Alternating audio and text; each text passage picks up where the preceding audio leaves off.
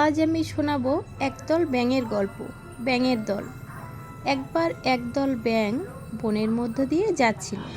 এমন সময় এক ব্যাঙের দল দল থেকে দুটি ব্যাঙ গর্তে পড়ে গেল। গর্তটি এতটি গভীর ছিল যে সেটি থেকে উঠে আসা খুবই কঠিন।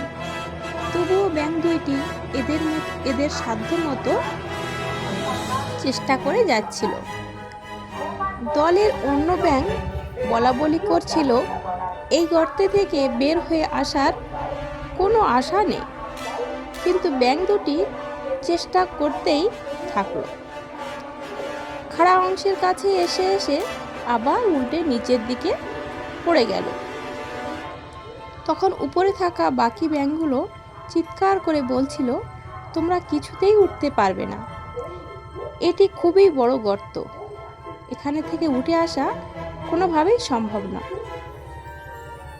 তারা এমনভাবে বলতে লাগলো যেন শুধু শুধু কষ্ট করে কোনো লাভ নেই। আশা ছেড়ে দিয়ে মৃত্যুকে স্বীকার করে নাও, কষ্ট থেকে মুক্তি পাও।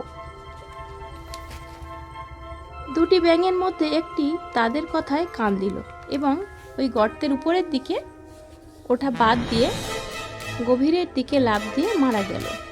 কিন্তু দ্বিতীয় ব্যাঙটি আরও আশা নিয়ে লাফাতে লাগলো।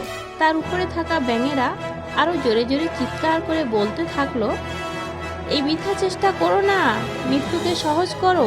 কিন্তু ব্যাঙটি অবশেষে উপরে উঠে এলো। কিন্তু উপরে ওঠার পরে ব্যাঙটি বলল, উপরে থেকে তোমরা চিৎকার করে করে আমাকে উৎসাহ দেওয়ার কারণে আমি মনোবল পেয়ে উপরে উঠে আসলাম। তোমরা না থাকলে হয়তো আমি হাল ছেড়ে দিতাম। আমি কানে শুনতে পাই না, শুধু চোখে দেখেছি তোমরা গলা ফাটিয়ে আমাকে উপরে উঠে আসতে বলছো।